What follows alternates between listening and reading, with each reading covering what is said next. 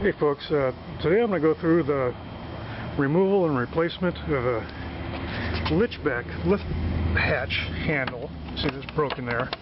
I have a 95 Mercury Villager LS, and this is good for 93 to 95 I believe. So the first thing, that is a little cheesy piece of plastic in there that opens the gate. And the mechanism gets in there. It's been like 19 years old now, and the grease has dried out a little bit, so it's taking a little more effort to open the gate. So the plastic finally gives. So the first thing people want to know is, how do you get into it? Well, you got to start from the inside. And I have this in various stages of dismantling so far, so you don't have to bear with me too long. You need to take this bottom handle off. There's a couple covers, a couple screws. This comes off. There's this top piece up here that comes off. You take the screws off the side, and this pops off. And then you just grab one of these holes here, pop this off. Okay, and you'll see it's just little plastic clips in there that hold this whole thing in. I know I'm a little nervous about really yanking on things, but I didn't have to do too much. If you just don't start from the edge, because that's where the hole's strong. You see, we're starting from the right here. Now, to get the door open, you see these three little holes here and this rectangular one. I'm reaching the side here so I hope you can see it. There's a little lever right there. Push that down, and then it opens the door. Okay, let's push it out. Neat. Here. And you get a little closer look at that little lever there. There's a bar there. Just push that down. This mechanism, the upside down, is the license plate, plastic license plate tray too. So all this got to come off to get to that mechanism. Here's a look at the outside. You see I've already taken the license plate off. It's got a couple little screws there that need to come off. And also over here you'll see the reflector overlaps that tray too. So all both these reflector strips have to, I would suggest, come off instead of loose, because you don't want to break one of those. So you go to the junkyard looking for another one. Those reflector strips are these screws here. You're here. Pretty much they're all set to where you can get at them with a wrench. You see them up here. And I would suggest you don't do that. You see mine, this van has been garaged all its life, so we don't see a lot of rust in there. These they're connected to the plastic with this little cheesy T up in there. And if you take a drill and you go up there and just and you've got a little bit of rust on there, you're just going to blow out the plastic on that reflector strip. So I would suggest you take a ratchet, and just go ahead and just loosen all those. See them all in there? Now, I haven't got a cameraman, so I'm going to turn the camera off here. You see these little bolts up in here? Yeah, they've all got to come out.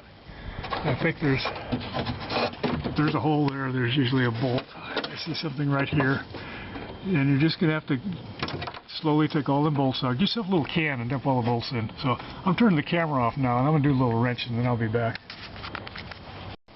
You know, one thing I need to cover before I take this apart, if you reach in there and push that lever and it doesn't work for you, there's probably one of three things that happened. One, if you have your glass open here, that will not open. That locks, okay? Make sure your door's unlocked from the passenger or driver's side thing. Hit the unlock on all of it. Now, if you've opened this and closed it, that locks the bottom, so you need to unlock it again. Okay? So when everything's unlocked, pushing that lever will get your door open. Okay, we're back. I've got all these bolts off. See? And one thing I noticed when I was taking them off, they weren't very tight. So you want to keep that in mind when you put them back in. And I've disconnected the power to the backup light there. Now, backing on the inside, the outside, I'm grabbing this outside piece, and it just comes right out. Pretty slick. Put that inside, so I'm going to step on it if I don't. Now, one thing that happened on this other side And the same thing that happened at the junkyard. This nut right here stripped, it's stuck. That was the exact same one that was on the one that came off the junkyard, so I'm thinking it's kind of innate to this vehicle. So we blew one out, and I can show you how to do that too. You come in on this side and pull that out, and it's a little bit stuck there. You're just going to have to kind of force it out. And see what I mean by a cheesy little T on there? Cheesy little T. So I don't know what I'm going to do about that. Put some silicone or whatever. It's right where the weather comes down there too. So what I have to do now is get a wrench on that. I think I'm going to put a vice grip on that, and then kind of reach in on the inside and take it out. So we'll do that, and I'll be right back. Okay, I got it off. I'll just give you a little better idea of what it looked like there. You see they're just kind of molded into the plastic there, or whether they do it. So, you know, I'm thinking it might be okay without that one there. I'll try it and see what goes on. You know, I counted 20 bolts that, or 20 nuts that came off these bolt heads here. So I'm gonna count. They've got little covers on the end here, so you reach up in there and you get the last two up there. And I'm about to go working on this thing here. That obviously doesn't go. This is your license plate light assembly here. So we're just going to take that out. This is the part I got at the junkyard. And you know, the junkyard I went to was really nice people. They let me watch him take it off.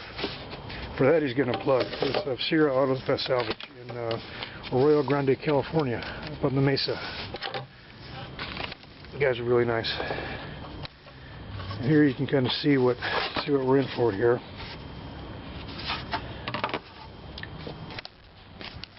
So, looks like I've got a little bolt right here. Probably one on the other side. Yeah. Yep. There it is right there. And we have two screws on this side. And last but not least is this little clip right here. You pull this, a little sticky, just pull this down away from the rod, then pull the rod out to the side. It's like that. Real easy. Okay, I'm going to loosen those 3 or 4 bolts and I'll be right back. Okay, I got those four little bolts off. This one up here, the hole to get to it's right here, and it looks like what's blocking it is the electronic locking mechanism. I probably could have taken these 3 off and just shoved it out of the way, but I didn't, so I just got in here with the 5/16 box end and took that off. And I'm going to come around here now. Let's try it out. Yours might be a little stiff. I already loosened it up beforehand. You see the lights. You can see where mine broke down in there too. Right in there. Just got. So that's probably enough for most of you people. I know the big thing was getting into the van. So I'm gonna pop this new one back in there carefully so I don't break anything. Put all my bolts back on in the reverse, and that should be it. Put everything back together. And if I run into anything unexpected, well, I'll pin the video. Okay guys, good luck.